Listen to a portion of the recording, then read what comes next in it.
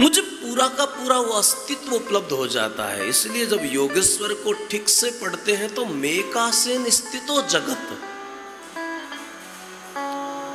लेकिन कभी कभी मुझे ऐसा लगा कि चतुर्विधा भजन्ते माम जना सुकृत नोर्जुना आर्तो जिज्ञासुरार्थार्थी ज्ञानी च भर्तर सभा।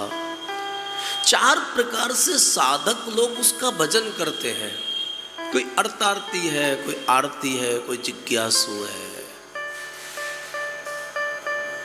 कोई सम्यक प्रकार से भगवत बोध को उपलब्ध होके भजन करना ही। और याद रखना मेरे भाई बहन, भजन किसी क्रिया का नाम है, ये साधकों के लिए बहुत अच्छी बात है। लेकिन कभी कभी अगर बहुत आप एकांत में चिंतन करोगे तो आपको समझ में आएगा कि आप जो भी करें और प्रत्येक कर्म तुम्हें प्रसन्नता दे, तो वो जो प्रसन्नता की अवस्था है ना, वो प्रत्येक अवस्था तुम्हारा भजन है। अब जो भी करो उसी में प्रसन्नता की अनुभूति हो, तो मैं कह सकता हूं कि आपकी हर अवस्था भजन है। यतः प्रवृत्ति भूतानाम येन सर्वमिदं ततः, गीता जी का 18वां अध्याय। स्वकर्मणा तमभ्यर्चम सिद्धिम विन्दति च मानवा। हम भजन करें, याद रखना साधक को भजन करना पड़ता है, लेकिन सिद्ध का भजन नहीं होता है। वो जो भी करता है वही भजन होगा। एक अवस्था हो जाती है। भरत जी पूछते हैं वशिष्ठ को कि गुरुदेव, मैं कौन सा साधन करूं, मैं क्या करूं, मैं कहां जाऊं। हर साधक के जीवन में यह अवस्था आती है और आनी ही चाहिए। तब वशिष्ठ जी ने बहुत प्यारा संदेश दिया कि भरत, समुझव कहव करब तुम सोई, वही धर्म का सार होगा। तो रामचरितमानस जो है ना, सच में महोदधि है। इसमें साधक को इतने सूत्र दिए हैं। यहां जीवन मुक्त महापुरुष भी मोती चुगते हैं इन सूत्रों को, और अपने अंतःकरण के साथ इससे हमें पता चल जाता है कि हमारी वास्तविक अवस्था क्या है। याद रखना, साधना करने वाले की सबसे पहली बात है कि वो व्यक्ति अंदर से सरल होना चाहिए।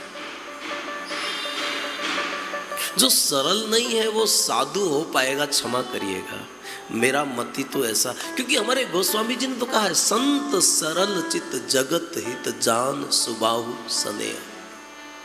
हम गोस्वामी जी को लेकर बातें करें। साधक जितना सरल होता है ना, जितना सजल होता है, संवेदनशील होता है, जितना सजग होता है, उतना ही सत्य के करीब होता है। तो हमें चाहिए कि हम, सै का मतलब होता है सीता, रे का मतलब होता है राम जी, और लय का मतलब होता है लखन। यानी जो साधक सरल बन गया ना, उसके जीवन में सीता भी है, राम भी है और लखन भी है। वहां भक्ति भी है, ज्ञान भी है और वैराग्य भी है। सरल स्वभाव न मन कूट लाई, सरल स्वभाव न मन कूट लाई। जीवन में ये निर्विवाद सत्य है कि साधक सरल होगा तो सरल को उस परम अवस्था की अनुभूति होगी। लेकिन जीवन में सब कुछ सरल है, लेकिन सरल बनना बहुत कठिन है। हम सरल नहीं बन पाते, हम बाएं दाएं बहुत चालाकियां सीख लेते हैं। याद रखना, चतुराई व्यक्ति सफल तो हो सकता है समाज की दृष्टि में, लेकिन श्रेष्ठ नहीं हो सकता है। तो साधक जो होता है ना, साधक का पहला सूत्र आप निवेदन में याद रखिएगा, साधक सरल होता है। जो सरल नहीं है, प्लीज वो ठीक है, अपने लिए कुछ भी करे, बाकी तो साधन बहुत सारे हैं।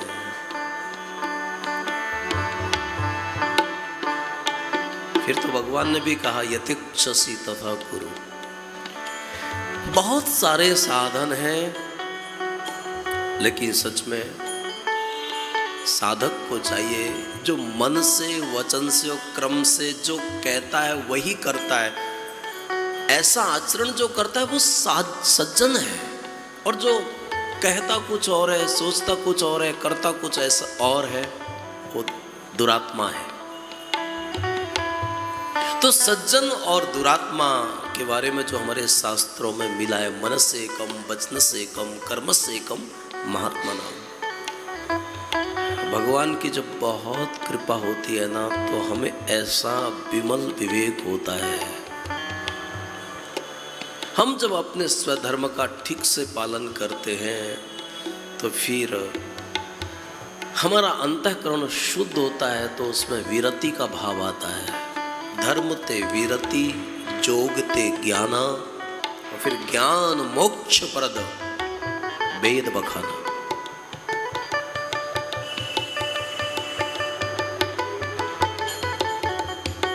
लेकिन इन बातों का मतलब ये नहीं है कि हम किसी साधन के बारे में आपको उदासीन बना रहे हैं। ये सब संभव है। हम अनन्य भाव से भगवत स्मरण करें,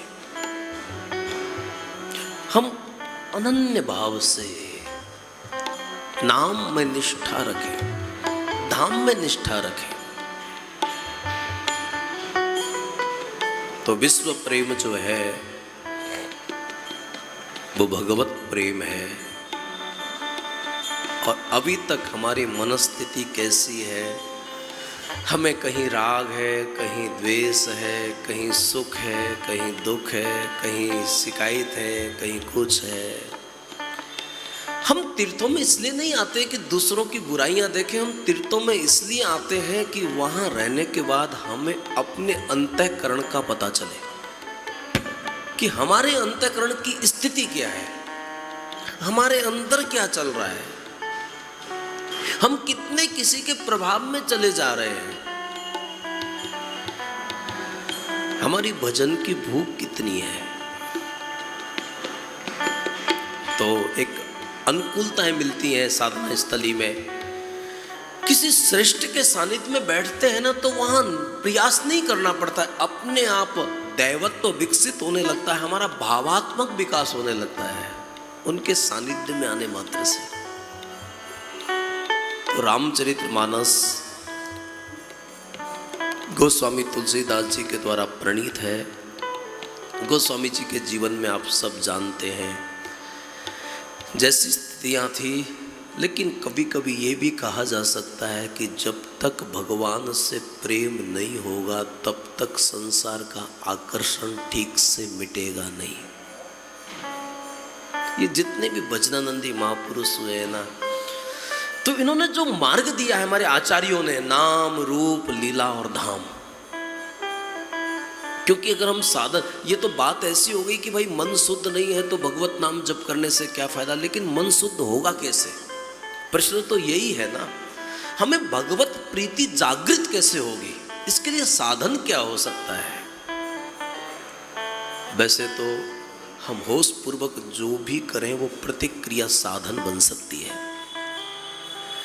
और तत्व की जो बातें हैं, तत्व का वखान नहीं होता है, तत्व का बोध हो जाता है, तत्व का वखान नहीं होता है, वो अनिर्वचनीय है। ऐसे ही जैसे प्रेम अनिर्वचनीय है, हमारे नारद भक्ति सूत्र में उसको कहा है कि अनिर्वचनीय है प्रेम। जैसे मूक स्वादवत, बहुत मूक व्यक्ति और वो खा लेता है तो स्वाद के बारे में बता नहीं पाता है।